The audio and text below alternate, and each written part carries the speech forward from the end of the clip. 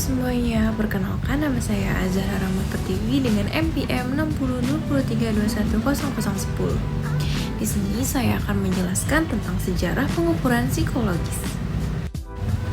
Sejarah psikologi, terutama dalam hal pengukuran, telah melalui kemajuan yang pesat dari masa awal hingga berkembang menjadi disiplin ilmiah modern.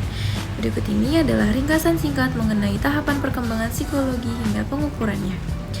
Yang pertama, masa sebelum ilmu pengukuran. Sebelum psikologi menjadi disiplin ilmiah, pemahaman mengenai jiwa dan perilaku manusia didasarkan pada filsafat dan spekulasi. Tokoh-tokoh Yunani berupaya memahami pikiran dan perilaku manusia melalui observasi dan diskusi, namun tanpa adanya metode empiris yang dapat diuji secara ilmiah. Pada periode ini, belum ada sistem pengukuran yang terstruktur terkait aspek-aspek psikologis. Pengetahuan tentang perilaku manusia bersifat kualitatif dengan sangat sedikit atau bahkan tanpa upaya untuk mengukur proses mental secara kuantitatif. Yang kedua, psikofisika awal pengukuran. Pengukuran dalam psikologi dimulai pertengahan abad ke-19 melalui psikofisika yang diperkenalkan oleh Gustav Wagner. Psikofisika adalah pendekatan kuantitatif yang digunakan untuk mengukur hubungan antara rangsangan fisik dan pengalaman mental yang ditimbulkannya. Wagner merancang metode untuk mengukur bagaimana perubahan intensitas rangsangan mempengaruhi persepsi manusia. Pada tahun 1879, Wilhelm mendirikan laboratorium psikologi pertama di Leipzig, Jerman. Di laboratorium ini, Wundt dan para muridnya melakukan eksperimen menggunakan metode introspeksi untuk mengukur sensasi, persepsi, dan kesadaran. Namun, metode introspeksi ini dianggap kurang objektif dibandingkan standar pengukuran yang muncul di kemudian. Yang ketiga, pengembangan tes psikologis. Pada akhir abad ke-19 dan awal abad ke-20, perhatian terhadap pengukuran psikologis meningkat, terutama dalam pengembangan tes kecerdasan dan kepribadian. Francis Galton adalah salah satu pelopor dalam upaya mengukur perbedaan individual, khususnya dalam kemampuan mental. Dia mendirikan laboratorium untuk mengukur kecepatan reaksi, ketajaman sensorik, dan ciri-ciri lainnya yang berhubungan dengan kemampuan mental.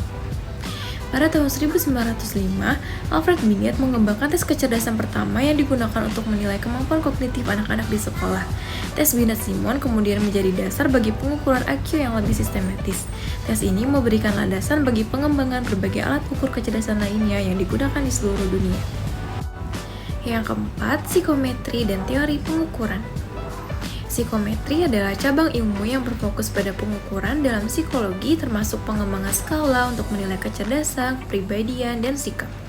Charles Firman menciptakan analisis faktor untuk mengidentifikasi faktor umum yang mendasari kecerdasan yang disebut sebagai G factor.